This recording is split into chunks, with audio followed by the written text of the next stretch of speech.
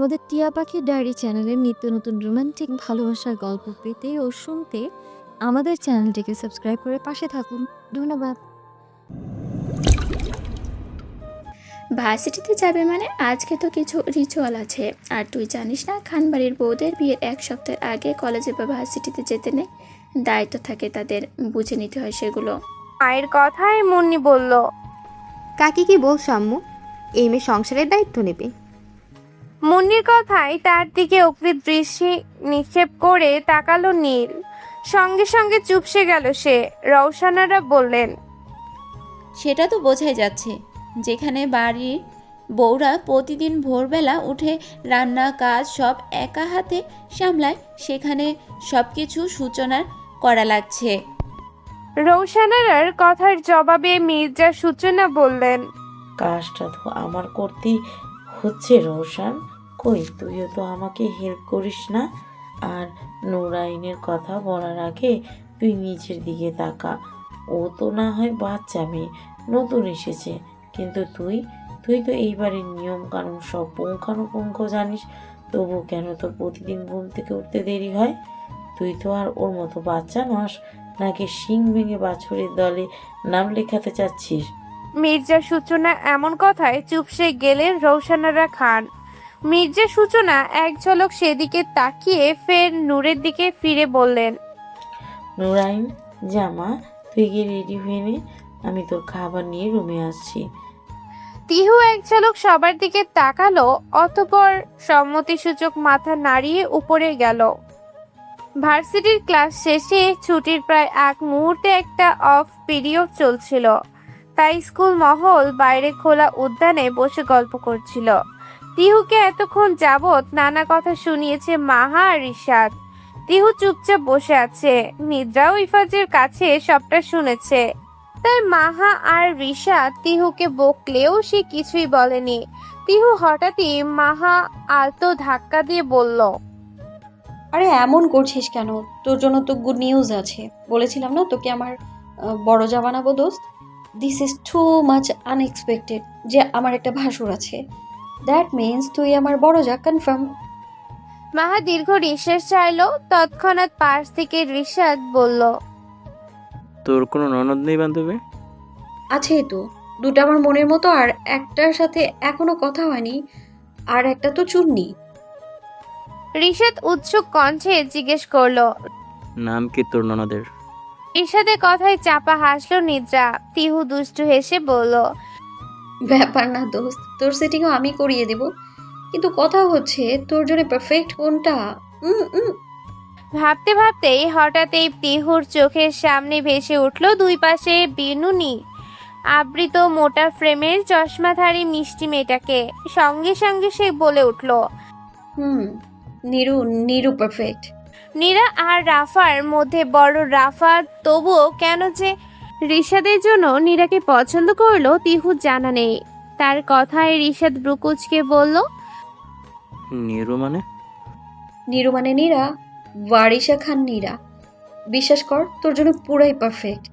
তুই যেমন সারাক্ষণ শর্ট টেম্পার্ড, সেও সেরকম নরম আর মিষ্টি একটা মেয়ে। তোকে শুধু ওই সামলাতে পারবে, তবে রাফা না থাক, নীরাই পারফেক্ট।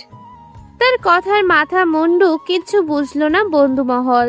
হঠাৎই ভার্সিটির একজন স্টাফ সালমা বেগম এগিয়ে এসে বললেন, তিহুমা, নীল স্যার এসেছেন, তোমাকে ডাকছে।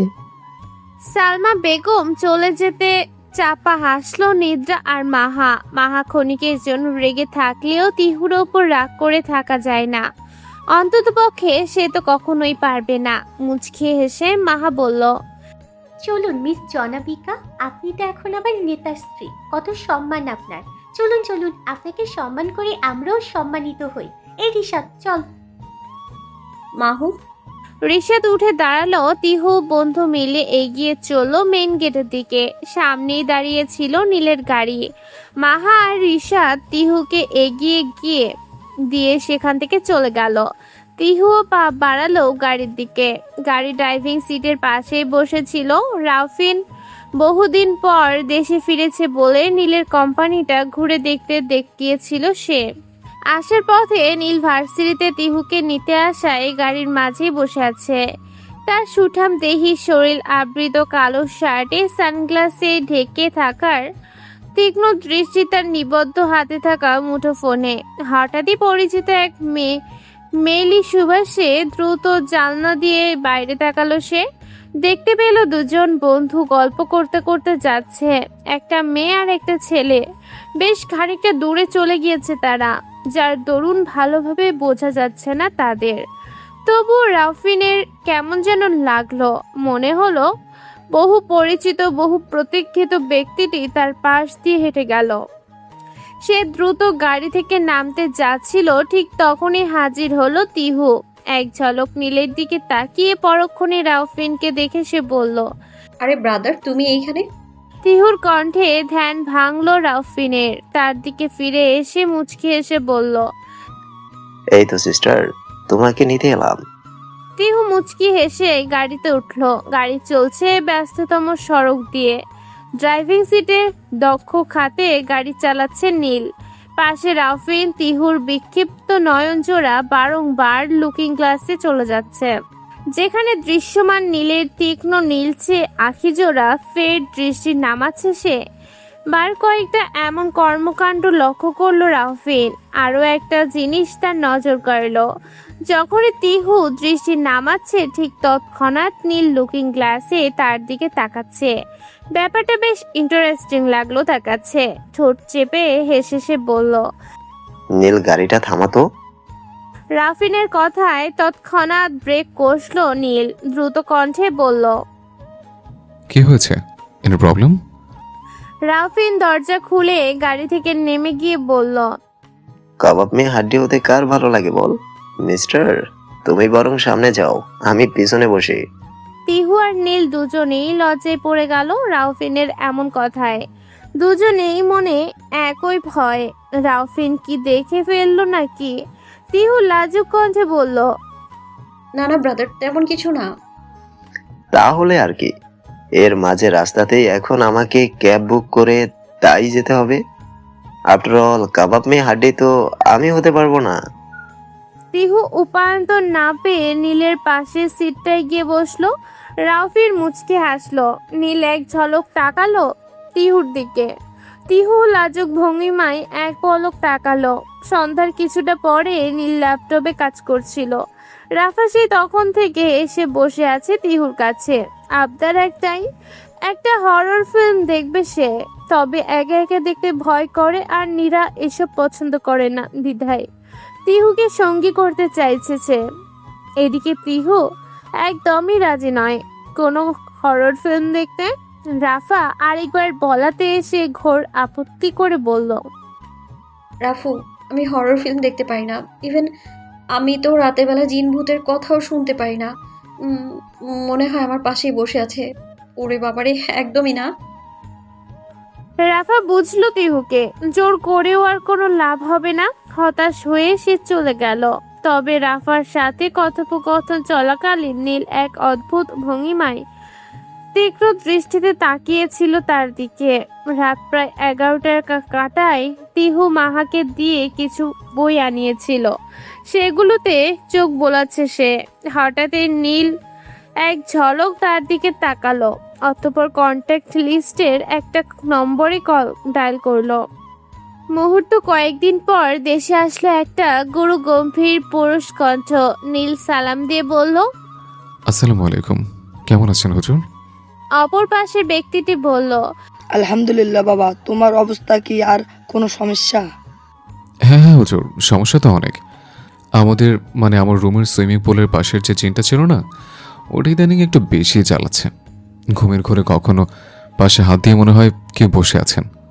নীলের কথায় তিহু বিস্ফোরিত নয়নে তাকালো তার দিকে। নীল কথোপকথনের মাঝে দু একবার অতি সূক্ষ্ম দৃষ্টিতে পরখ করেছিল তিহুকে। তার ভীত চোখ মুখ দেখে লুক্কায়িত হাসল নীল। অতঃপর নিজের আলাপচারিতা চালিয়ে গেল হুজুরের সাথে। হুজুর তাকে জানালো তিনি কালকে আসবেন, আর আজকে রাতটুকু নীলকে আয়াতুল কুরসি পড়ে ঘুমাতে। নীল জি হুজুর বলে ফোনটা রেখে দিল। কথা বলা শেষ করে নীল একবার তিহুর দিকে তাকালো। তিহু তখনও ভীত দৃষ্টিতে অবাক লোচনে তাকিয়ে আছে তার দিকে। নীলকে ফোন রেখে দিতে দেখে সে ভীত কণ্ঠে বলল, আপনার রুমে জিন আছে? নীল নির্বিকার ভঙ্গিতে সোফাতে বসতে বসতে বলল। আছে তো। তারপর তিহুর বাঁ পাশের দিকটাতে যেখানে সুইমিং পুলের ইয়ারিংটা সেদিকে ইশারা করে বলল, ওই সুইমিং পুলের এরিয়াটা তার খুব পছন্দের, সর্বক্ষণ ওখানে থাকে সে। নীলের ইশারায় এক ঝলক সেদিকে তাকালো তিহু। গা ছমছম করে উঠল তার, শরীর জুড়ে বয়ে গেল এক মৃদু ভীত কম্পন। নীল সেদিকে তাকিয়ে চাপা হাসলো। অতঃপর সোফাটাতে আরাম করে শুতে শুতে বলল, লাইট অফ করে দাও আর ঘুমিয়ে পড়ো। আপনি আপনি ঘুমান না, আমি বরং পরে একটু পরে লাইট নিভিয়ে দিব। নীল বুঝলো তার বুদ্ধিতে কাজ হয়েছে। এক ঝলক হাসলো সে। অতঃপর স্বাভাবিক হয়ে তিহুর দিকে ফিরে বলল, কেন, ভয় পাচ্ছ? তিহু সত্যি সত্যি ভয় করেছে। তবে সেটা তো কোনো মতেই নীলকে বুঝতে দিলে চলবে না। তাহলে সে যে তার মান সম্মান কিচ্ছু বাকি থাকবে না। সে ঘোর বিরোধিতা করে বলল, না না, ভয় পেতে যাব কেন? এটুকু ব্যাপারে কি কেউ ভয় পায় নাকি? আমি কি বাচ্চা যে সামান্য এইটুকুতেই ভয় পাবো? নীল ডান ব্রুটা সামান্য নাচিয়ে বলল, ও আচ্ছা, তাহলে লাইটার নিভিয়ে দিন মিসেস খান সাহেবা। নীলের বলা মিসেস খান সাহেবা কথাটা কর্ণকুহরে পৌঁছাতেই লজ্জায় লাল বর্ণ ধারণ করলো তিহুর ফর্সা মুখশ্রীতে। ভয় আর লজ্জার অদ্ভুত মিশ্রণে আবৃত তিহু চুম্বকের মতো আকর্ষণ করেছে নীলকে। নীল দৃষ্টি নামালো। তিহু ভীত হাতে লাইট নিভিয়ে দিল। রুম জুড়ে এখন শুধু ওই ডিম লাইটের টিমটিম আলো।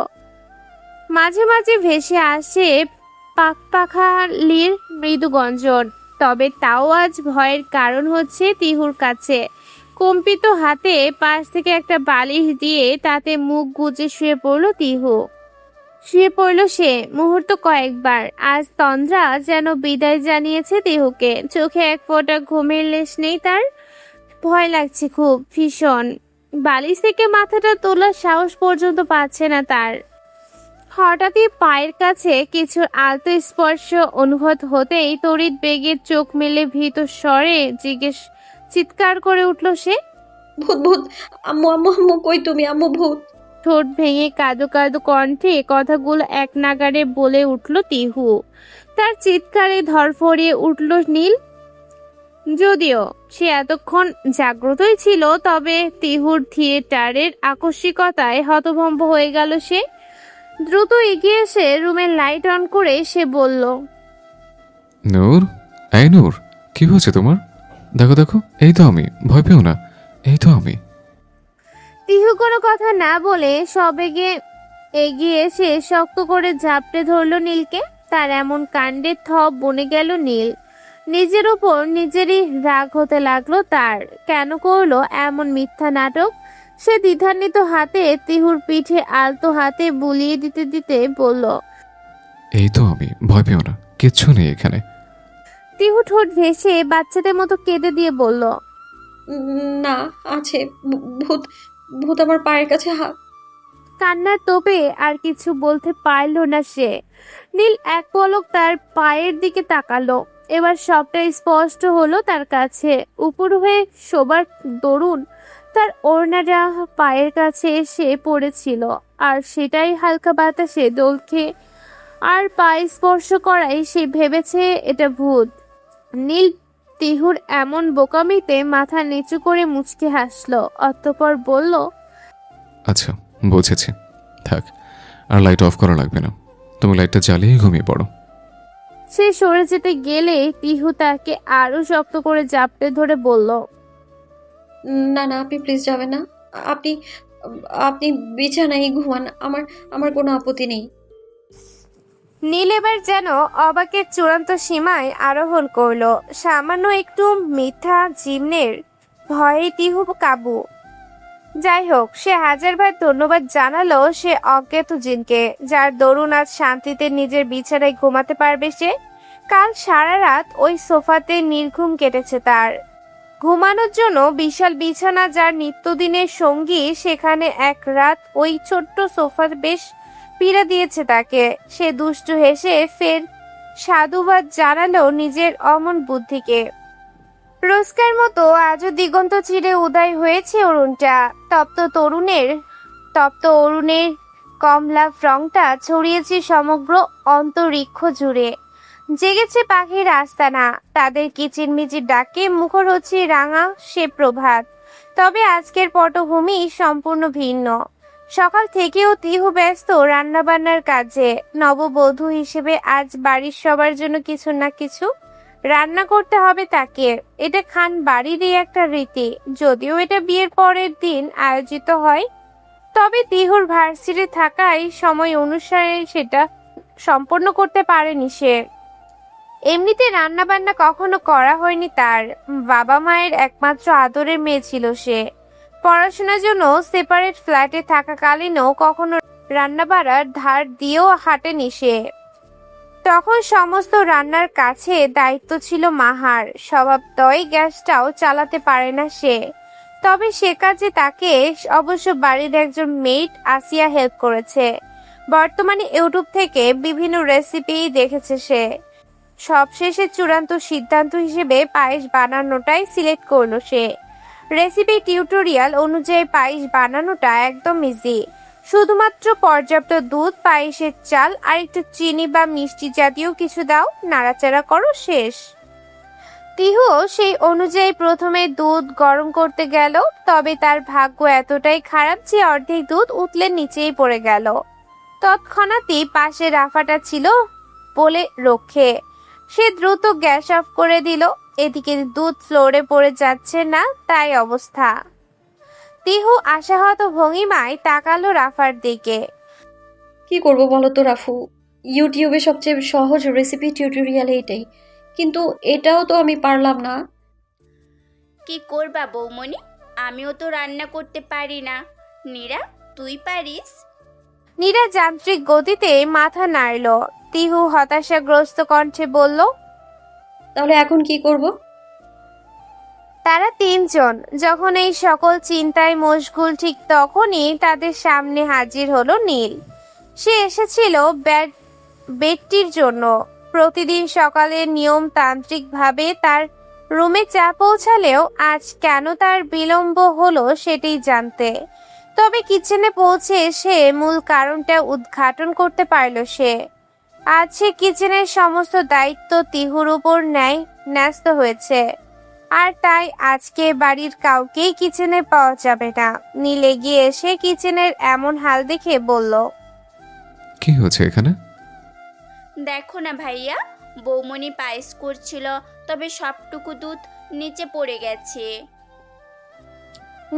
নীল এক ঝলক তাকালো সেই দুধ পড়ে নষ্ট হয়ে যাওয়া গ্যাসের চুলা আর ফ্লোরের দিকে।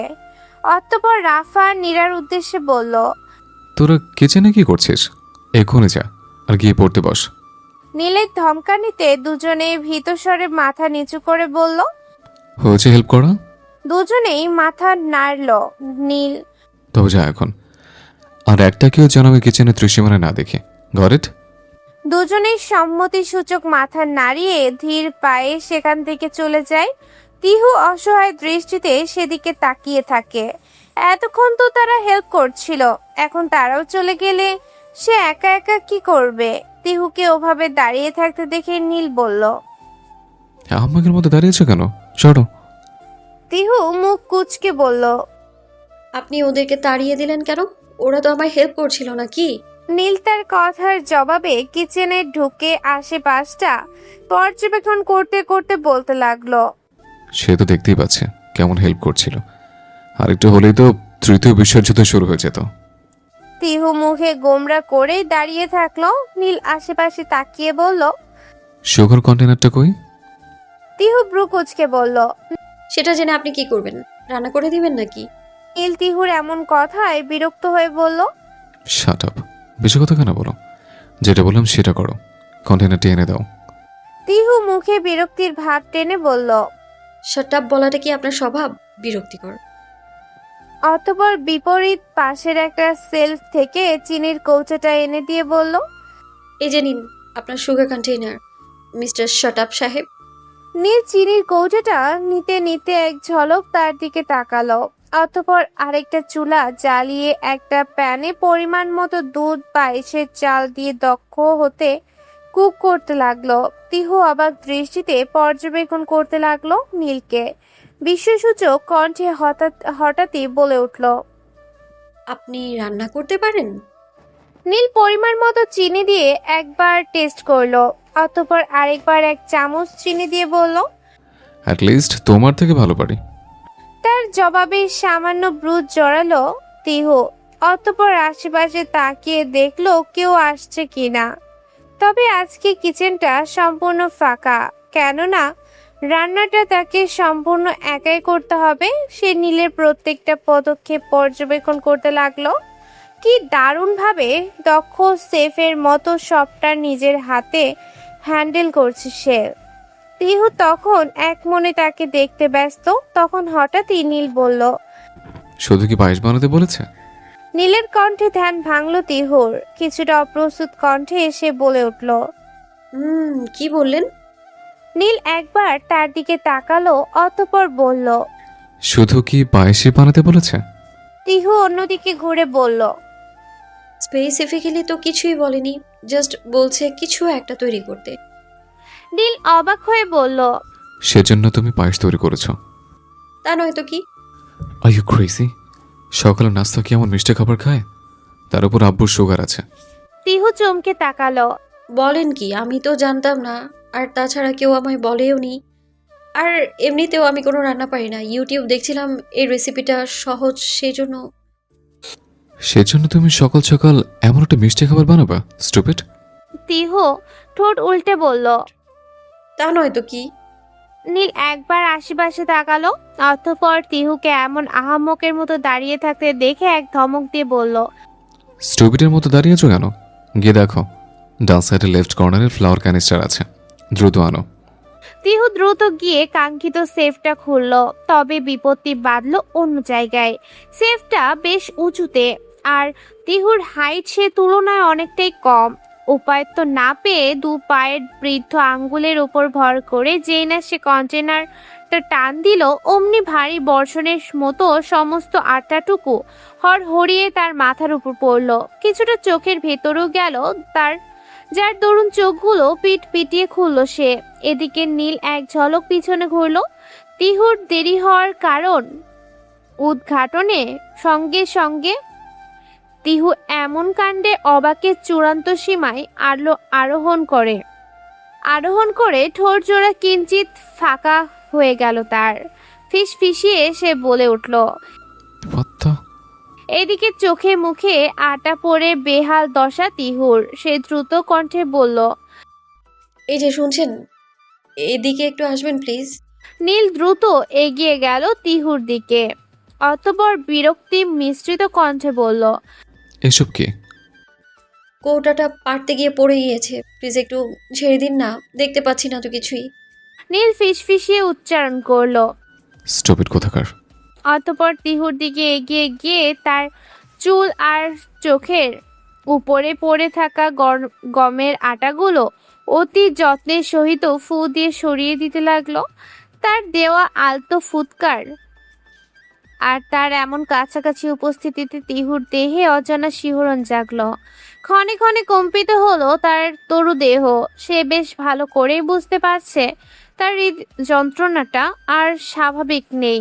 বেপরোয়া ভাবে অস্থির নৃত্য করেছে সেটি। এদিকে নীল মুগ্ধ নয়নে অবলোকন করেছে তার দেয়া ফুৎকারের কারণে তিহুর কপালের উপর পড়ে থাকা বেবি হেয়ারগুলোর অপূর্ব সঞ্চালন। মৃদু মন্দ সেই ফুৎকারে কি দারুণভাবে দুলে উঠেছে তারা। মাঝে মাঝে বেবি হেয়ারের অধিকারিণী রমণীটি নিজের চোখ মুখ খিচে বন্ধ করে নিচ্ছে। ব্যাপারটা বেশ ভালো লাগছে নীলের কাছে। সুন্দর মুহূর্ত হিসেবে ধরা দিচ্ছে তার দৃষ্টিতে। এদিকে 2 তলার করিডোর দিয়ে হেঁটে যাচ্ছিল মুন্নি। হঠাৎই তার চোখ গেল কিচেনের এমন একটা দৃশ্যের দিকে। দৃষ্টি দৃষ্টি থমকালো তার। বুকের মাঝে ধুধু মরুভূমির ন্যায় শূন্যতা অনুভব হলো। কই, সে তো রান্না করতো, কখনো তো নীল ভাই তাকে হেল্প করেনি, ইভেন কখনো তো ঠিকমতো টেস্ট করেনি তার করা রেসিপিটা। আর আজ মনের বুক চিরে বেরিয়ে এলো একরাশ দীর্ঘ নিঃশ্বাস। দ্রুত সেখান থেকে চোখ ফিরিয়ে নিল সে। ধপ করে বসে পড়ল মেঝেতে, পিঠ ঠেকালো রেলিংয়ে। মনের মাঝে কোথাও যেন বেজে উঠল পুরনো গানের সেই সুরটা। ওগো নাগর আমার নিঠুর বড় মনও বোঝে না, আমার ভাঙা খাঁচা পড়ে আছে সে তো আসে না, পোড়া মনে ভালোবাসা বাসা বাঁধে না। ডাইনিংয়ে খাওয়া দাওয়ার ধুম লেগেছে। তিহুর পায়েসের প্রশংসায় পঞ্চমুখ সবাই, অথচ কেউ জানে না যে যাকে তারা সাধুবাদ জানাচ্ছে সে পায়েসের পও তৈরি করতে জানে না। তিহুর ভীষণ ইচ্ছে করছে মানুষগুলোকে সত্য বলে দিতে, তবে নীলের ইশারার দরুন কিছুই করতে পারছে না সে। হঠাৎই খাবারের মাঝে ওয়ালিদ খান বললেন, মানুরাইন। প্রীতি মমতায় পূর্ণ সেই ডাকে ঘুরে তাকালো তিহু। রিন রিনে কণ্ঠে বলল, জি আব্বু। ওয়ালিদ খান মৃদু হেসে বললেন, এদিকে এসো। জি আব্বু। তিহু এগিয়ে আসলো ওয়ালিদ খানের দিকে। ওয়ালিদ খান পকেট থেকে 1000 টাকার কয়েকটা কচকচে নোট বের করে দিয়ে তার হাতে দিয়ে বললেন, এই নাও, এটা তোমার রান্না করার পুরস্কার স্বরূপ। তিহু ইতস্তত বোধ করে। টাকার পরিমাণ নেহাতি কম নয়, কম করে হলেও তাতে 10,000 টাকার তো থাকবেই। সে ইতস্তত বোধ করেছে দেখে মির্জা সূচনা পাশ থেকে বললেন, নে নুরাইন, এটা আমাদের বাড়ির নিয়ম। হাজারো অস্বস্তি কাজ করলেও সম্মান রক্ষার্থে তিহু সেটা গ্রহণ করেন। অতঃপর পাশ থেকে ওয়ালিদ মুজ্জামান খানও একই কাজ করলেন। একে একে প্রত্যেকে কিছু না কিছু দিলেন নববধূকে। তিহু বেশ অস্বস্তিতে পড়ল। এমনিতেই পায়েসটা সে নিজে তৈরি করেনি, তার উপর এত কিছু। হঠাৎই মির্জার সূচনা নীলের উদ্দেশ্যে বললেন। নীল খাওয়া থামিয়ে বলল, জি আম্মু। আজ তুমি নুরাইনকে নিয়ে ঘুরতে যাবে। নীল কিছু বলতে যেতেই তিনি তাকে থামিয়ে দিয়ে বললেন, কোনো কথা হবে না। আজকে অফিসে বা পার্টি অফিসে যাওয়া বন্ধ। আজকে তুমি সারাদিন নুরাইনের সাথে থাকবে, বুঝেছো? নীল বুঝলো এখন না করাটা ঠিক হবে না। এমনিতেই সবাই জানে তাদের লাভ ম্যারেজ, এখন না বললেই সবার সন্দেহ জন্মাতে পারে। তাই সে মাথা নাড়িয়ে সম্মতি জানালো। ভার্সিটির ক্লাস শেষে বান্ধবীদের সাথে গল্প করতে দিতে বের হচ্ছিল না নাহা। হঠাৎই প্রধান গেটের দিকে দৃষ্টি যেতেই থমকালো তার পদচারণা। সেখানে দাঁড়িয়ে আছে আয়াজ। আয়াজকে দেখেই বুকের ভেতর ধুকুপুকু শুরু হয়ে গেল তার। শুকনো ঢোক গিলে সে তার বান্ধবীর ওহির উদ্দেশ্যে বলল, ওহো আয়াস ভাই। তার কথায় ওহি এক ঝলক তাকালো সম্মুখে পুরুষটির পানে। সুঠাম দেহি পুরুষটি উচ্চতায় প্রায় 5 ফিট 9 ইঞ্চি। গায়ের বর্ণ বেশ উজ্জ্বল, তবে মুখের গড়ন অনেকটা ব্রিটিশদের মতো। সব মিলিয়ে লোকটা দেখতে মোটামুটি সুন্দরী আছে। ওহি নাহারের দিকে ফিরে বলল, তোর পছন্দ আছে দেখছি। নাহার লাজুক হেসে বলল, তা তো থাকতেই হবে। আচ্ছা তাহলে তুমি ইচ্ছা, আমিও বরং যাই। ওহি দুষ্টু হেসে বিদায় জানালো তাকে। সে চলে যেতেই নাহা এগিয়ে আসলো আয়াজের দিকে। খাদে নামানোর মোলায়েমের কণ্ঠে বলল, আজকে আপনি? আয়াজ বরাবরই খুব চাপা স্বভাবের ছেলে, একটু লাজুক টাইপের। মেয়েদের দিকে চোখে চোখ রেখে কখনোই কথা বলা হয়নি তার। স্বভাবত মাথা নিচু রেখে সে বলল, জি, আজকে নীল ভাই ভাবিকে নিয়ে ঘুরতে বেরিয়েছিলেন, এজন্য তিনি আসতে পারেনি, বিদায় আমাকে পাঠিয়েছেন। ও আচ্ছা। মৃদু কণ্ঠে কথাটা বলে গাড়িতে উঠল নাহা। আয়াজও গাড়িতে উঠে স্টার্ট দিল। গাড়ি চলাকালে আর কোনো কথোপকথন হলো না তাদের। তবে চোখ সে ভাষা কি আর বাধা মানে? নাহার চোখ বারংবার চলে যাচ্ছিল বহু প্রতীক্ষিত পুরুষটির পানে। তবে আয়াজ তার দিকে তাকাচ্ছিল কিনা বলা দায়। ঢাকার একটা উন্নত মানের আইসক্রিম পার্লারে বসে আছে তিহু আর নীল। আইসক্রিম তিহুর সবচেয়ে পছন্দের ফাস্ট ফুডের তালিকায় অন্যতম, আর এই পার্লারের আইসক্রিমই তার অধিক প্রিয়। ভেতরে হলদেটে আলোক রশ্মির ঝলকানি, দেওয়ালগুলো কোমল ধূসর রঙে রঞ্জিত। এক কোণে কাচের বাক্সের আড়ালে সারি সারি আইসক্রিমের সম্ভার। নীল সেখান থেকে একটা স্টাফকে ডেকে বলল। এই যে ব্রাদার, একটু এদিকে এসো তো। ছেলেটি এগিয়ে এসে নম্রভাবে বলল। জি স্যার, বলুন কি হেল্প করতে পারি? নীল এক ঝলক তিহুর দিকে তাকালো, জিজ্ঞাসু দৃষ্টি মেলে বলল।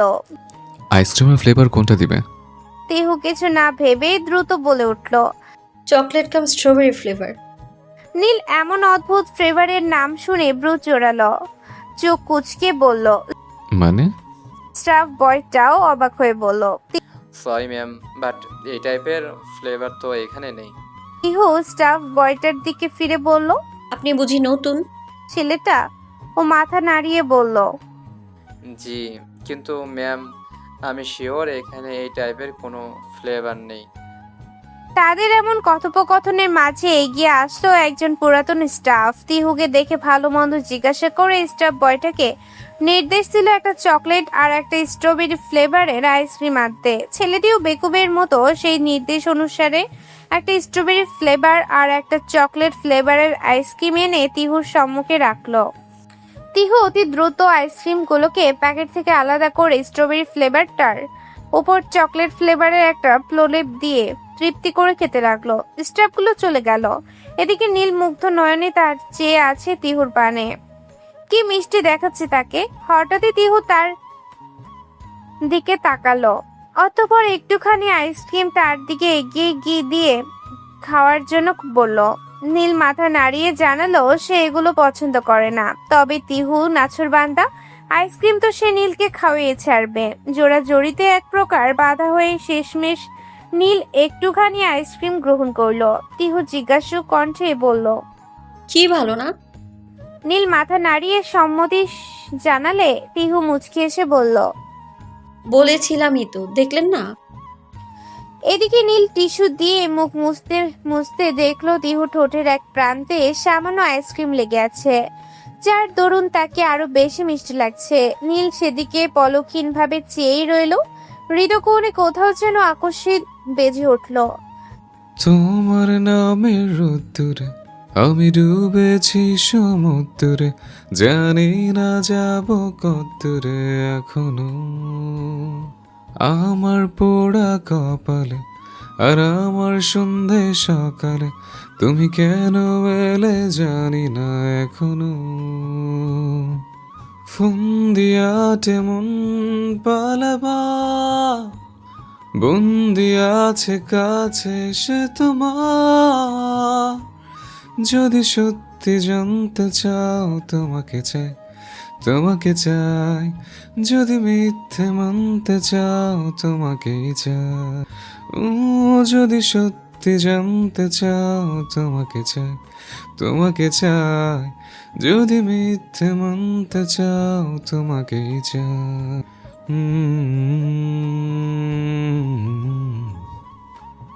হুড়মুড়িয়ে চতুর্থ তলার ফ্ল্যাটটার সামনে এসে থমকালো তিহু। হতবুদ্ধতার দরুন লিফট ব্যবহারের কথাটাও বেমালুম ভুলে গিয়েছে সে। একসঙ্গে অনেকগুলো সিঁড়ি একেবারে পেরিয়ে নিঃশ্বাস আটকে যাওয়ার মতো অবস্থা তার। হাঁটুতে দুহাতে ভর দিয়ে সামান্য ঝুঁকে ঠোঁট দুটো গোল করে একসঙ্গে বেশ কয়েকবার জোরে জোরে শ্বাস নিয়ে নিজেকে ধাতস্থ করল সে। কিছুক্ষণ পর ধীরে সুস্থে কলিং বেল বাজালো সে। সঙ্গে সঙ্গে একটা পরিচিত হাসি মাখা মুখ দেখেই তাকে সর্বশক্তিতে জড়িয়ে ধরল তিহু। বলে উঠল, কখন আসছো তুমি? অপর প্রান্তে থাকা ব্যক্তিটিও হেসে বললেন, এই তো কিছুক্ষণ আগে। তিহু মুখ তুলে একবার সম্মুখ পানে চাইল। মা তৈবা জামান বহুদিন পর মেয়েকে দেখে আদুরে হাত বুলালেন তার মুখে। ঠিক তখনই তৈবা জামানের পেছনে এসে দাঁড়ালো মাহা। তিহু চোখের ইশারায় 1000 বার তাকে ধন্যবাদ জানালো। অতঃপর তিনজন মিলে প্রবেশ করলো ফ্ল্যাটে। কিছুক্ষণ আগে আইসক্রিম পার্লার থেকে বের হয়ে সেখান থেকে অনতি দূরে একটা নির্জন প্রকৃতির নিবিষ্ট স্থানে কিছুটা সময় পার করছিল তিহু আর নীল। কথোপকথন তত একটা নয়, তবে নীরবতায় হাজারো ব্যাকলাপ চলছিল। হঠাৎই ফোন বেজে উঠল তিহুর। ফোন ধরতেই অপর পাশ থেকে ভেসে আসলো এক বজ্রকণ্ঠ। ভার্সিটি আসিসটি কেন তুই? আর এখন কোথায় আছিস? তিহুকে কিছু বলার সুযোগ না দিয়েই মাহা মুহূর্তে কয়েকের বিরক্তি নিয়ে ফের বলল, যে জাহান্নামেই থাকিস না কেন, যত জলদি পারিস বাসে আয়। আন্টি এসেছে। হ্যাঁ, তোর মাই তোর খোঁজ করছিল। আমি বলেছি রিশাদের সাথে আছিস, মার্কেটে গিয়েছিস নোট আর পেন কিনতে। আসার সময় অবশ্যই কিছু কলম আর কাগজ সাথে করে নিয়ে আসিস। বাই, আম্মু এসেছে, দুজন পাশের রুমে গল্প করছে। যত দ্রুত পারিস আয়। বলেই ফোনটা কেটে দেয় সে। তিহুর প্রাণ পাখি যেন উড়াল দেবে। তার আম্মু? তিহু আজীবন এই মানুষটাকে জমের মতো ভয় পায়। যদিও তিহুর ফার্স্ট বেস্ট ফ্রেন্ডও তো তিনি, তবে অসম্ভব বিচক্ষণ আর ধূর্ত মহিলা তিনি। তিহু মিথ্যা বলে কখনোই বাঁচতে পারে না তার থেকে। আজ যদি সে সবটা জেনে যায়। ভীত তিহু এক ঝলক নীলের পানে তাকায়। নীল তখনও জিজ্ঞাসা দৃষ্টিতে চেয়ে আছে। সে সবটা খুলে বলে নীলকে। অতঃপর এখানে আসা বর্তমান। তিহুর রুমে ঢুকেই মাহার আম্মুর উদ্দেশ্যে সালাম দিল। কিছুক্ষণ আলাপচারিতা শেষে তৈবা জামান তিহুর হাতের দিকে লক্ষ্য করে বললেন, তোর নোট আর পেন কই? অতঃপর একবার প্রধান দরজায় তাকিয়ে তিনি বললেন, রিশাদ আসেনি? ঠিক তখনই দরজা খুলেই রুমে প্রবেশ করলো রিশাদ। সবাইকে সালাম দিয়ে তিহুর উদ্দেশ্যে বলল, জিনিসপত্রগুলো ঠিকমতো আনবি না তুই। এই নিধর। তিহু অবাক দৃষ্টিতে তাকালো। কই, সে তো কখনো রিশাদকে ফোন করেনি। রিশাদ এক ঝলক মাহার দিকে তাকালো। মূলত মাহাই তাকে ফোন দিয়ে বলেছিল কিছু কাগজ আর কলম কিনে রাখতে। কেননা সে খুব ভালো করেই জানে এই কয়েক মুহূর্তে মাঝে তিহুর একার পক্ষে সবটা হ্যান্ডেল করা সম্ভব হবে না। তৈবা জামান আর মাহার আম্মু অর্থাৎ মুবাশশিরা পারভিন রিশাদের আপ্যায়নে ব্যস্ত হয়ে পড়লে তিহু হাঁপ ছেড়ে বাঁচল। অতঃপর মাহা আর রিশাদকে ধন্যবাদ জানিয়ে সে বলল, আম্মুরা কখন আসলো রে? আর বলিস না, ভার্সিটি থেকে এসে শুনি আম্মুরা এসেছে। বলা নেই কওয়া নেই, হুট করে সারপ্রাইজ দিতে। তোর আম্মুর নাকি তোর কথা মনে পড়ছিল, আর একা একা কিভাবে আসবে, তাই আমার আম্মুকেও ঝুলিতে পুরে নিয়ে এসেছে। সে না হয় বুঝলাম, কিন্তু আমার টেনশন তো অন্য জায়গায়। আমার আম্মুকে তো চিনিসই, যদি কিছু একটা আন্দাজ করতে পারে না। এখন আমাকে বলছিস কেন? যা আর একটু গিয়ে বিয়ে কর। আমাকে একদম এসবের ভিতর টানবি না বাবা, আমি এসবের ভিতরে নেই। তিহু আহ্লাদের দৃষ্টিতে তাকিয়ে মাহার গলা জড়িয়ে বলল, বড় যা, এভাবে বলছো কেন? আমি তো বলেইছি আমার ভাসুর তোমার, আর আমার ভাসুর যে পরিমাণ স্মার্ট আর হ্যান্ডসাম না, তুই জাস্ট ফিদা হয়ে যাবি, ফিদা। মাহা তাকে ছাড়িয়ে দিতে দিতে বলল, ন্যাড়া বেলতলায় একবারই চাই, আর আমার একবার গিয়ে 16 কলা পূর্ণ হয়ে গিয়েছে, আর যেতাম না। সেবার ব্যাপারটা ভিন্ন ছিল, আর কে জানে তুই কোন হাবাগোবার সাথে। মাহা তার দিকে কটমটের দৃষ্টিতে তাকিয়ে পড়লেই তিহু বোকা হেসে বলল, না মানে আমি বলতে চাচ্ছি আমার ব্রাদার, আই মিন আমার ভাসুর একদমই ওইরকম না ভাই। মারাত্মক হ্যান্ডসাম, সেই লেভেলের ড্যাশিং। একটা চান্স কিন্তু নিতেই পারিস। মাহা আর প্রত্যুত্তরে কিছু বলতে যাবে, তবে তার আগে মায়ের ডাকে থমকালো সে। স্পষ্ট স্বরে কিছু না বললেও দাঁতে দাঁত পিষে হাজারটা গালি দিল তিহুকে। এদিকে তিহুকে ছাড়াই নীল ফিরে এসেছে দেখে মির্জা সূচনা ব্রু জড়িয়ে বললেন, নুরাইন কোথায়? ও যে বাসে আগে থাকতো সেখানে গিয়েছে, কিছু নোটস থেকে গিয়েছিল সেগুলো আনতে। ও আচ্ছা, কিন্তু তুই ওকে রেখে চলে আসলি? আজকে ওর একটা গ্রুপ স্টাডি আছে, এই জন্য ওইখানে থাকবে। ঠিক আছে, তবে বেশি দিন যেন থাকে না। আফটার অল এখন ওই এই বাড়ির বউ, আর খান বাড়ির বউকে অন্য ফ্ল্যাটে রাখা এটা কেউই পছন্দ করে না এ বাড়ির। নীল সম্মতি সূচক মাথা নাড়িয়ে সেখান থেকে চলে যায় রাত 9টার দিকে। খাওয়া দাওয়া শেষ করে 4 মা মেয়ে মিলে বসেছে গল্পের পসরা নিয়ে। বিভিন্ন বিষয়ে আলাপ চারিতা চলছে সেখানে। হঠাৎ তিহুর আম্মু বললেন। তিহু, তিহু আনমনে কিছু একটা ভাবছিল। মায়ের ডাকে ধ্যান ভাঙলো তার। অপ্রস্তুত কণ্ঠে সে বলে উঠল, জি আম্মু। তোর আরহামের কথা মনে আছে? তিহু সম্মতি সূচক মাথা দাঁড়ালো। আরহামকে তো সে চেনে, বাবার দূর সম্পর্কের আত্মীয় আদ্রিতা ফুপুর ছেলে। তবে হুট করে মা কেন তার কথা বলছে জানা নেই। তৈবা জামান ফের বললেন, ও তো এখন জনস হপকিন্স হসপিটালের একজন বড় ডক্টর, সার্জেন্ট। তো আমি কি করতে পারি? তুই কি করতে পারিস মানে? তুই আমার সাথে কালকেই বাসায় যাবি। আদ্রিতা বাবু তোকে দেখতে চেয়েছেন। আর তুই কিন্তু খুব ভালো করেই জানিস আদ্রিতা বাবুর সাথে তোর বাবার ছোটবেলা থেকেই অনেক ভালো সম্পর্ক। তাই আমি চাই না তোর ঘাড়তারামির কারণে কোনো অশান্তি হোক। তিহু মায়ের এহেন কথায় ব্রু কুচকে বলল, আরে আজীব তো, আমি কি কোনো গ্রোসারি পণ্য নাকি? সে আমাকে দেখতে চাইবে বলেই আমায় চলে যেতে হবে? আমি যেতে পারবো না, আমার সামনে একটা ক্লাস টেস্ট আছে। আর ওনার যদি এতই আমায় ইচ্ছে করে দেখতে, তো এখানে এসে দেখে যাক। তৈবা জামান রেগে গিয়ে বললেন, তুই যাবি না মানে? তোকে যেতেই হবে। আর ক্লাস টেস্ট থাকে পরে অ্যাটেন্ড করিস। আর তোকে তো আমি থাকতে বলছি না, জাস্ট কালকে যাবে, 2 দিন পর না হয় ফিরে আসবি। তিহু জেদ ধরে বসে থাকলো, সে যাবে না মানে যাবেই না। তৈবা জামানও কিছুটা চটে গেলেন মেয়ের এমন ব্যবহারে। মুবাশশিরা পারভিন তৈবা জামানকে অন্য কথা বলে তার মনোযোগ সরানোর চেষ্টা করলেন। মাহাও তিহুকে এক সাইডে সরিয়ে নিয়ে গিয়ে বলল, কি করছিসটা কি তিহু? মাথা খারাপ হয়েছে তোর? আন্টি যদি ঘুণাক্ষরেও কিছু টের পায় না, তোর কিন্তু খবর আছে। আরে দূর, আম্মু কেন এখন আমাকে যেতে বলছে আমি খুব ভালো করেই জানি। আর কি এসব আরহাম না বারহাম, ওনাকে আমার শুরু থেকেই পছন্দ নয়। সবচেয়ে বড় কথা, আমি এখন যেতে পারবো না।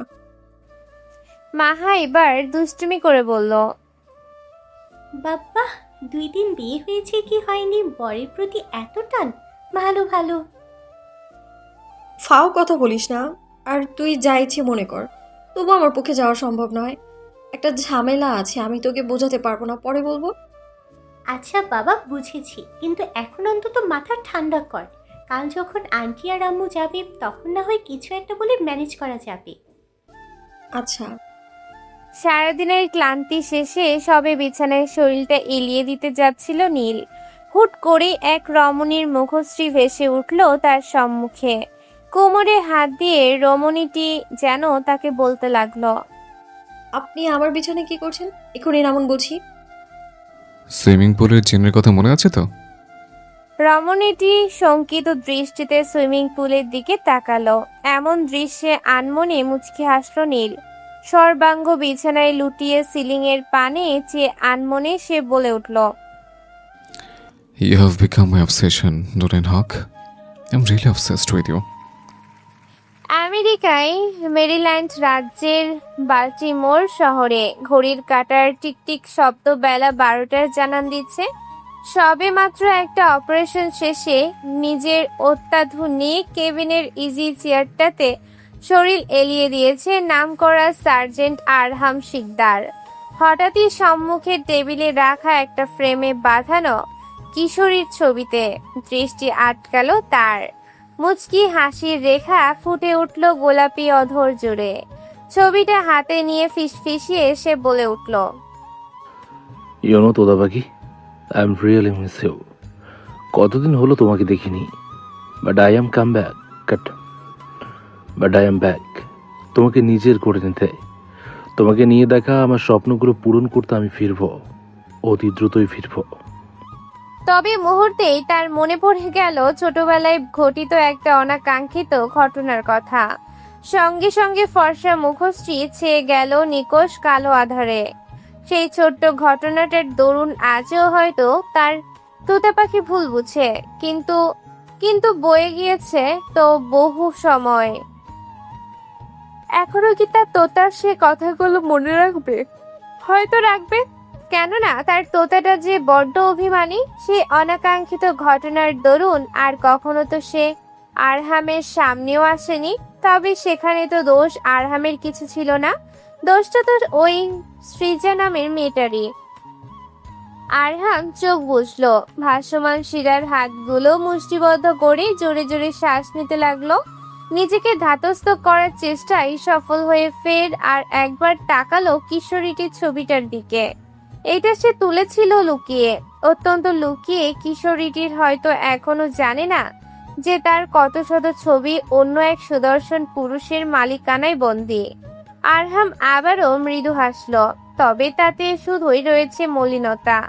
দীর্ঘ নিঃশ্বাস ছেড়ে হঠাৎই বিশাল থাই গ্লাসের বাইরের উজ্জ্বল আকাশের পানি চেয়ে সে গেয়ে উঠল। আমাকে নে তোর গানে আর মনের দুনিয়ায়, নে আমাকে অকারণে তোর শব্দ শুনিয়ায়। এঁকেছি এক সূর্য দেখ যার উষ্ণতা দারুণ, আমাকে দেশে বারণে আর তোর আবছায়। বরবাদ হয়েছি আমি তোর অপেক্ষায়, চুরমার করে দে আরো কিছু ইশারায়।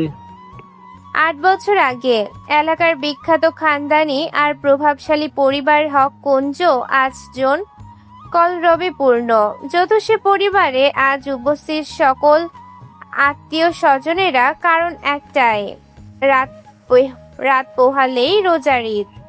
আনন্দ উচ্ছ্বাসে পূর্ণ বাড়ির প্রত্যেকটি কোণ। বাড়ির সব বড় ভাই বোনেদের সাথে আনন্দে মেতেছে। 11 বছর বয়সী তিহু, বয়সী সবার ছোট সে। আতশবাজির রঙিন আলো আর শব্দে মুখরিত আশপাশটা। ছাদে সবাই একযোগে গান আর বাজি ফোটানোর আসর নিয়ে বসেছে। তিহু ছোটবেলা থেকেই বাজির শব্দ একটু বেশি ভয় পায় বিধায় সে বাজি ফোটানোর পাশটার দিকে ফিরেও তাকাচ্ছে না। পাশে একটা আসন পেতে গল্পের পসরা নিয়ে বসেছে বাড়ির সকল নবীনেরা। আজ একটা বিশেষ উদ্দেশ্য জমায়েত সবাই। তিহু সৃজা নামক একটা আপু আছে, বয়সে তিহুর থেকেও প্রায় বছর 4 বড়। অসম্ভব সুন্দরী সৃজা এই বাড়ির সেজো চাচার বড় মেয়ে আদ্রিতা নাহারের ছেলে, অর্থাৎ আরহামকে ভীষণ পছন্দ করত। আর আজ সে সাহস করে আরহামকে প্রপোজ করবে। কিছুটা অজানা সংখ্যায় কম্পিত হচ্ছে কিশোরী দেহ, তবে আজ সে প্রপোজ করেই ছাড়বে। কেননা আজকের দিনটাই আরহামের কাছে নিজের মনের ভাবটা প্রকাশনার শেষ সুযোগ তার। পরশু সকালেই আরহামের ফ্লাইট, আমেরিকা চলে যাবে সে। মুহূর্ত কয়েকের মাঝেই সেখানে গিটার হাতে উপস্থিত হয় আরহামের। উপস্থিত সবার থেকে একটু ভিন্ন সে, সৌন্দর্যে বা ব্যক্তিত্বে সব দিক থেকেই পারফেক্ট। 19 বছর বয়সী আরহাম একটা চেয়ারে এসে বসলো। সৃজা আর চোখে বারংবার তার দিকেই চেয়ে আছে। আরহাম চেয়ারটাতে বসেই তিহুর মাথায় হালকা থাপ্পড় দিয়ে বলল, ব্যাপার কি? সারাদিন তোতাবাগির মতো কথার ফুলঝুরি ঝরাস, আজ হঠাৎ কি হলো? তিহু সামান্য ব্যথায় মুখ কুঁচকে বলল, ফারহাম ভাই, একটু আসতে পারবে না? আর আমি সারাদিন কোথায় বকবক করি? আরহাম ঠোঁট উল্টে বহুবার সুরে বলল, ভালোই মেয়ের উন্নতি হয়েছে দেখছি। আরহাম ঠোঁট উল্টে বহুবার সুরে বলল। অতঃপর মুহূর্ত কয়েক জুড়ে চলল বিভিন্ন গান বাজনা আর গল্পগুজব। রাত হয়েছে বেশ, ঘড়ির কাঁটায় বোধ হয় 9টা কি 10টা। সবাই ছাদে থেকে নেমে যে যার রুমের উদ্দেশ্যে চলে গিয়েছে। বেশ কিছুক্ষণ হলো আর হামু নিজের ইনস্ট্রুমেন্ট গুলো গুছিয়ে নামবে কিছুক্ষণের মধ্যেই। হঠাৎই পেছনে কারোর উপস্থিতি অনুভূত হতেই একবার ঘুরল সে। সৃজাকে দেখে ব্রুগুলো আপনা আপনি কুচকে আসলো তার। এই মেয়েটাকে প্রথম থেকেই সুবিধার মনে হয় না আরহামের। নেহাতি তার ছোট নানার একমাত্র ছেলে মেয়ে বিধায় কিছু বলতে পারে না সে। কি ব্যাপার, তুই এখনো নামিসনি? তোমার সাথে একটু কথা আছে। কিন্তু তোর সাথে আমার কোনো কথা নেই, যা এখন আমার সামনে থেকে। কিন্তু আমি তো বললাম আমার তোমার সাথে কথা আছে। ভারী অসভ্য তো। আচ্ছা বল, কি বলবি? দ্রুত 2 মিনিটের ভেতরে কথা শেষ কর। আই লাভ ইউ আরহাম ভাই। সৃজার কোথায় রীতিমতো আকাশ থেকে পড়লো আরহাম। এইটুকু মেয়ে বলে কি? তাও কোনো রকম ভনিতা ছাড়া একবারই অবাক আরহাম তার পানে চেয়ে বলল, থাপ্পড় খেয়েছিস কখনো? এমন একটা মারবো না, কোনোদিন চোখ তুলে আমাদেরকে তাকানোর সাহসও করবি না। সৃজা বাবা মায়ের অতি আদরের মেয়ে। ছোটবেলা থেকেই কিছুতে না শোনার অভ্যেস তার নেই। বিশেষত মায়ের আদরে অতিরিক্ত বেয়ারা হয়েছে সে। আরহাম যখন তাকে এভাবে রিজেক্ট করলো তখন মেজাজ ধরে রাখতে পারলো না সৃজা। কিছুটা চটে গিয়ে সে বলল, আমাকে অ্যাকসেপ্ট করবে না তো কাকে অ্যাকসেপ্ট করবা? ওই ছোট্ট পিচ্চি তিহুকে? সৃজার কথায় রীতিমতো বোকা বনে গেল আরহাম। সে যে তিহুকে পছন্দ করে এটা এই মেয়ে জানলো কিভাবে? বোকা দৃষ্টির নিক্ষেপ পূর্বক সে বলল, কি সব উল্টোপাল্টা বলছিস? সত্য কথা তো বকা বকাই লাগে, তাই না? তুমি যেভাবে তিহুর দিকে তাকাও তাতে আমার বুঝতে বাকি নেই। কিন্তু শুনে রাখো আরহাম ভাই, আমি তোমাকে প্রপোজ যখন করেছি অ্যাকসেপ্ট তোমাকে করতে হবে। সৃজের কথা রীতিমতো মেজাজ হারালো আরহাম। এইটুকু মেয়ে কিনা তাকে থ্রেট দিচ্ছে। আরহাম রেগে গিয়ে বলল, এক থাপ্পড়ে বাপ দাদার নাম ভুলে দেবো, বেয়াদব মেয়ে। তোর কত সাহস, তুই আমাকে থ্রেট দিস? সৃজা এক শয়তানি হাসি হেসে বলল, ব্যাপারটা ট্রেড হিসাবে নাও কিংবা সতর্কবাণী। একবার যখন বলেছি তখন আমাকেই তোমার অ্যাকসেপ্ট করতে হবে, না বলে? ফের একইভাবে হেসে সেখান থেকে প্রস্থান করলো সৃজা। আরহাম ব্যাপারটা তখনও না বুঝলেও পরদিন সকালেই সমস্তটা পরিষ্কার হলো তার সম্মুখে। এতটুকু বলেই থমকালো আরহাম। পরদিন সকালে কি হয়েছিল আরহাম? বলো প্লিজ বলো। তোমার এত কিউরিয়াসিটি কেন ফ্লোরা? আমার সম্পর্কে জেনে তোমার কি হবে? ফ্লোরা চুপসে গেল। মুহূর্ত কয়েক পর বলে উঠল, তোমার লাভ স্টোরি শোনার আর তোমার প্রণয়নীকে দেখার অনেক শখ আমার। যে কে সেই প্রণয়নী যার জন্য তোমার এত পাগলামি? দ্বিতীয়টা তো আপাতত পূরণ করতে পারছি না, তাই ফার্স্টটাই না হয় শুনি। তপ্ত শ্বাস ফেলে আরহাম তাকিয়ে দেখলো সম্মুখে একজোড়া জিজ্ঞাসু দৃষ্টি উদ্গ্রীব হয়ে চেয়ে আছে তার দিকে। মেয়েটি ফ্লোরা তার সহকর্মী। ইদানিংকালে সে একটু বেশি কৌতূহল দেখায় আরহামের অতীত প্রণয়নীকে নিয়ে। আজ এক প্রকার বাধ্য হয়েই তাই আরহাম তাকে গল্প শোনাতে বসেছে। আরহাম একবার হাত ঘড়িটার দিকে তাকালো, অতঃপর বলল, নাইট শিফটের টাইম অনুযায়ী এখন তোমার একটা অপারেশন আছে ফ্লোরা, সেদিকে কনসেন্ট্রেট করো। আমার গল্প না হয় পরে একদিন শুনলে।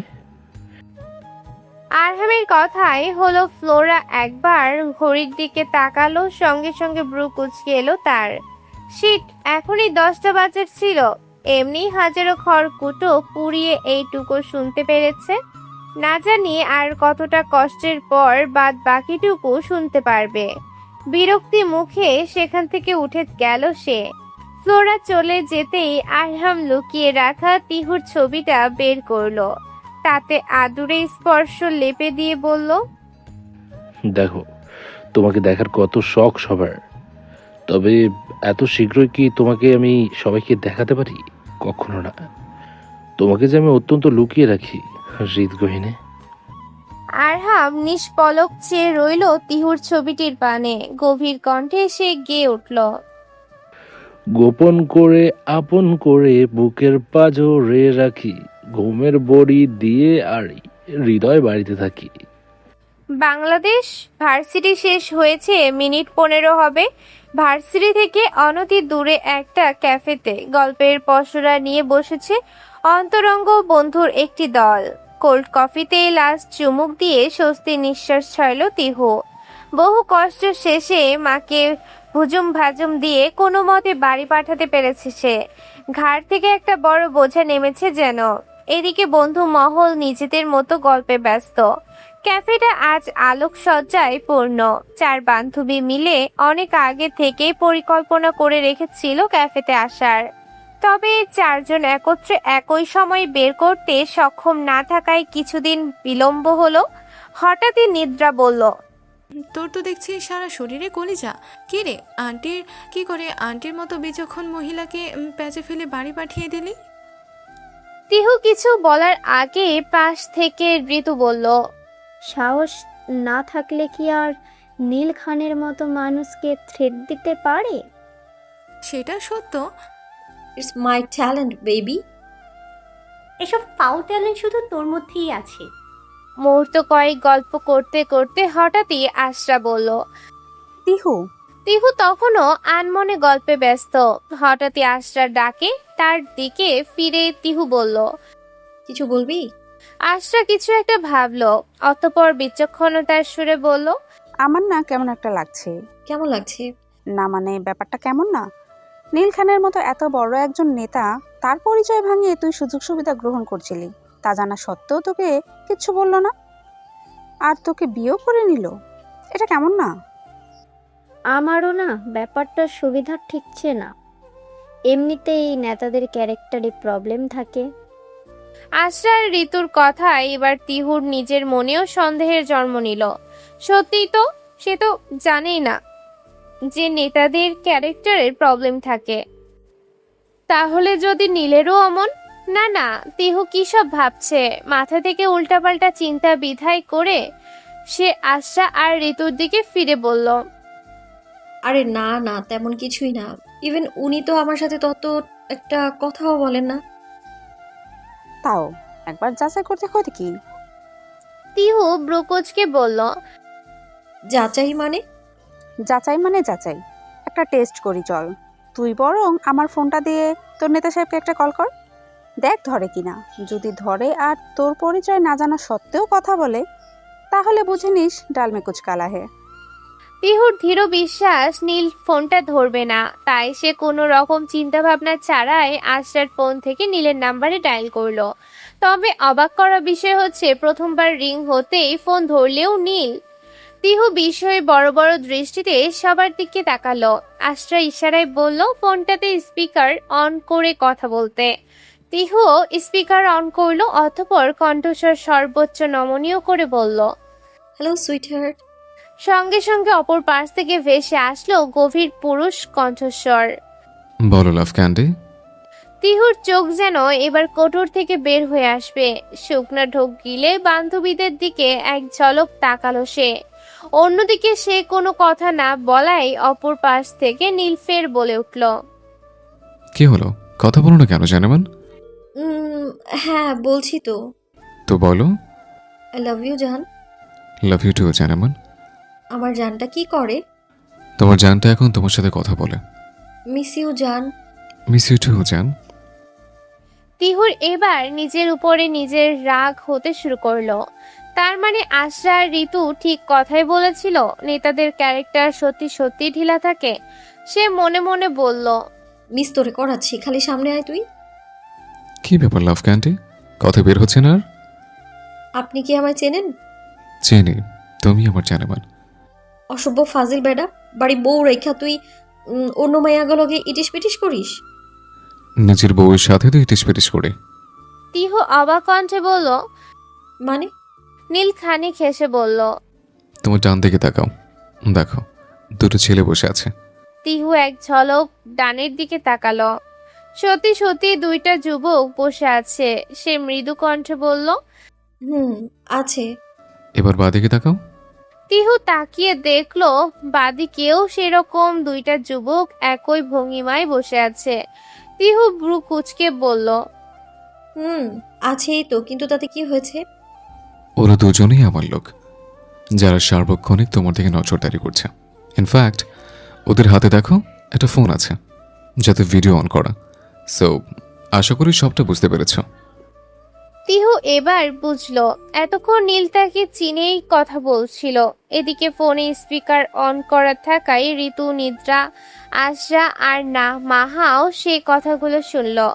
সবাই তাজ্জব বনে গেল নীলের এমন কাণ্ডে। হতভম্ব তিহু নিশ্চুপ রইল। নীল ফের বলল, খান সাহেবা, একদমই ভেবো না আমি আশেপাশে না থাকলে তুমি আমার দৃষ্টিসীমার আড়ালে চলে যাচ্ছ। Minded Nurain Haq, you are my wife. You are my wife Mrs Nurain Wahaj. তাই তোমার প্রত্যেকটা নিঃশ্বাস প্রশ্বাসের মৃত্যু গুঞ্জনও আমার অজ্ঞাত নয়। হিম শীতল তিহু এতক্ষণে ছোট্ট একটা নিঃশ্বাস ছাড়ল। অপর পাশ থেকে নীল বলল, তো সাহেবা, এবারের বাথরুমে না করে দয়া করে বাইরে আসুন। I am waiting. তিহু এক নজর বাইরে তাকিয়ে নীলের গাড়ি দেখে আনমনে মুচকি হাসল। অতঃপর বন্ধু মহল থেকে বিদায় জানিয়ে এগিয়ে চলল কাঙ্ক্ষিত গন্তব্যের উদ্দেশ্যে। নীলের গাড়ির সামনে এসে থামল তিহু। কিছুক্ষণ আগের নিজের দুষ্টুমির কথা চিন্তা করে হঠাৎ লাজুক হাসল সে। গাড়ির দরজা খুলে নীলের পাশের সিটটায় বসে এক ঝলকে নীলের দিকে তাকালো সে। সম্পূর্ণ ফর্মাল গেট আপে বসে আছে নীল। দেখেই বোঝা যাচ্ছে অফিস থেকে বের হয়েই এখানে এসেছে সে। কালো রোদ চশমাটার আড়ালে আবৃত তার নীল আখি জোড়া। তিহু কিছুটা বোকা হেসে বলল, আপনি বুঝে গিয়েছিলেন না আমি ওটা? নীল সে কথার জবাব না দিয়ে বরং বলল, সিট বেল্ট লাগাও। নীলের কথাটা বুঝতে তিহুর কয়েক সেকেন্ড সময় লাগলো। অতঃপর পাশ থেকে সিট বেল্টটি খুঁজতে গিয়েও সেটা না পেয়ে বিরক্তি মুখে পাশ ঘুরতে নীল কিছুটা গম্ভীর কণ্ঠে বলল, সামান্য সিট বেল্ট খুঁজে পাবো না? সামান্য মানে? আমি ড্যাম শিওর আপনি নিজে খুঁজলেও পাবেন না, কেননা এখানে সিট বেল্টটাই তো নেই। নীল তিহুর সম্মুখে চেয়ে বলল, আমি যদি পাই তো? পাবেন না? চ্যালেঞ্জ করছো? যা মনে করেন। নীল এবার বাঁকা হেসে তিহুর দিকে এগিয়ে এলো। বেলটা খোঁজার প্রয়াসে সামান্য বুক ঝুঁকে তীক্ষ্ণ নয়ন জোড়া স্থবির করলো। এদিকে নীল বেল্ট খোঁজার দরুন বেশ কাছাকাছি চলে এসেছে তিহুর। তার শরীর থেকে ভেসে আসা কড়া পারফিউমের সুবাস তিহুর নাকে এসে বাড়ি দিচ্ছে।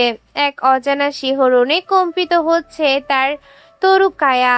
ভয় লজ্জার মিশেলে তিহুর ফর্সা মুখশ্রী রক্তিম বর্ণ ধারণ করেছে। নীল সিট বেল্টটা খুঁজে পেয়েই মুখ তুলে একবার তিহুর পানে চাইল। মূল উদ্দেশ্য ছিল তাকে কিছু বলা, কয়েকটা কথা শোনানো, অথবা তার জেদের বিরুদ্ধে কাজে সক্ষম হওয়া দরুন কিছু বলে তার জেদে ভাঙন ঘটানো। তবে মুখ তুলেই তিহুর এমন লজ্জা মাখা রক্তিম মুখশ্রী দেখে নীল নিজেই থবনে গেল। হুট করে মেয়েটাকে অন্য রকম লাগলো তার দৃষ্টিতে। জিদ্দি আর তেজি মেয়েটাকে কেন যেন অন্যরকম লাগতে শুরু করলো। তার মুখশ্রীতে বিদ্যমান সমগ্র লাজুকতা নীলের হৃদয়ে দোলা দিল। সে যতটা না সুন্দরী তার 10 গুণ হয়ে আজ ধরা দিচ্ছে নীলের দৃষ্টিতে। কি অদ্ভুত লাগছে মেয়েটাকে। চোখ ফেরানো বড় দায় হয়ে পড়েছে। শুকনো একটা ঢোক গিলে নিজেকে ধাতস্থ করলো নীল। বহু কষ্টে দৃষ্টি ফেরালো আপন রমণীর লাজুক মুখশ্রী থেকে। ধীর হাতে সিট বেল্টটা পরিয়ে দিয়ে ফের দক্ষ হতে ড্রাইভিং এ মনোযোগ দিল সে। এদিকে এতক্ষণ চোখ মুখ খিচিয়ে বন্ধ করার দরুন তিহু বুঝতেই পারেনি এক জোড়া নীল চক্ষু কিভাবে তার আরতে মুখশ্রীকে নিবিষ্ট দৃষ্টিতে পর্যবেক্ষণ করছিল। গাড়ি ছুটছে বেশ অনেকক্ষণ হলো। পথটা তিহুর অচেনা, এতক্ষণ তো লাগার কথা নয়। ভার্সিটি থেকে গাড়িতে খান মহল অবধি পৌঁছাতে বড়জোর 20 থেকে 25 মিনিট সময় লাগতে পারে। তবে আজকে সময়টা অর্ধ ঘন্টার কাটা এসে থেমেছে। তিহু বিরক্ত হয়ে এবার বলেই উঠল, আপনি কি এই পথ যদি শেষ না হয় গানের ভক্ত নাকি?